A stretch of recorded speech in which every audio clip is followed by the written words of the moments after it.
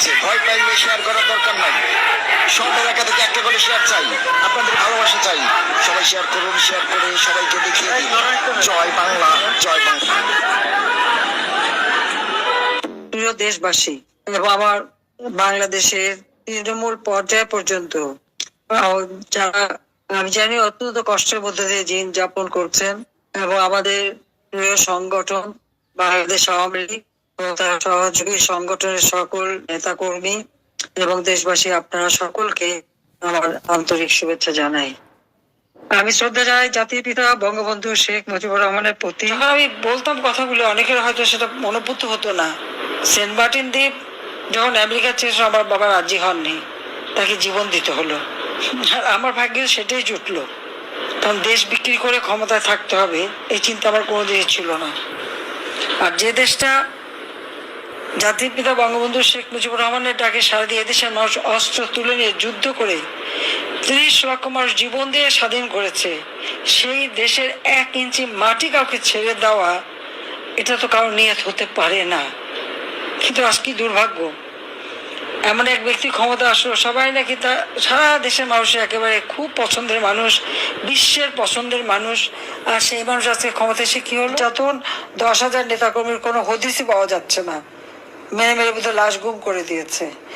3,200 police, তাদের কোনো খবর নাই, মেরে লাশ গুম। সংখ্যালঘু সম্প্রদায়ের উপরে চরম অত্যাচার, নির্যাতন। সেখানে মন্দির ভেঙেছে, গির্জা ভেঙেছে, মন্দির পুড়িয়েছে, প্যাগোডা পুড়িয়েছে, দরগা শরীফগুলি, মাজার শরীফগুলি আগুন দিয়ে পুড়িয়েছে, সেগুলি ভেঙেছে, লুটপাট করেছে। সেই সাথে মসজিদ মাদ্রাসা ভেঙেছে।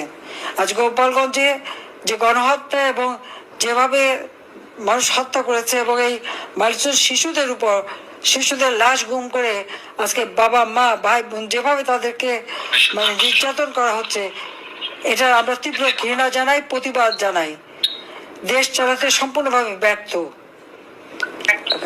চুরি ডাকাতি, যে কোনো ঘরে ঢুকে লুটপাট হত্যা করা, এ তো প্রতিনিয়ত ব্যাপার। কোনো মানুষের জীবনে কোনো নিরাপত্তা নাই, তাই করে যাচ্ছে। খায়রুল হক সাহেব আমাদের প্রধান বিচারপতি ছিলেন, তাকে গ্রেপ্তার করেছে, বয়স্ক মানুষ। আর আমেরিকার তো বয়স্ক মানুষগুলি হাঁটতে পারে না, চলতে পারে না, তাদেরকেও গ্রেপ্তার।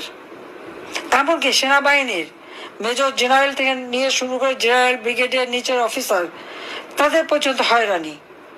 আইসিটি যেটা এখন করেছে, 73 সালে আইন করে করা হয়েছিল যুদ্ধাপরাধীদের বিচারের জন্য। এই ডাক্তার ইউনূস যে এত বড় বাটপার, 5 তারিখে আগে আমরা একে অনেক ভালো মনে করতাম। আমরা মনে করতাম যে ডক্টর ইউনূসের মতো যোগ্য এবং ডক্টর ইউনূসের মতো একজন মেধাবী লোক পুরো পৃথিবীতে বোধহয় আর দ্বিতীয় একটা নাই। আর সবচেয়ে বড় ভাগ্যবান আমরা বাংলাদেশে তাকে পেয়েছি। এখন সবচেয়ে বড় লজ্জার ব্যাপার যে এত বড় একটা বাটপার, ধোঁকাবাজ এবং বিদেশিদের একটা এজেন্ট হিসেবে এই যে এত সুন্দর ভূমিকা রাখতে পারে, এটা আমাদের জানা ছিল না। জয় বাংলা, জয় বাংলা, জয় হোক বাংলার মেহনতি মানুষের।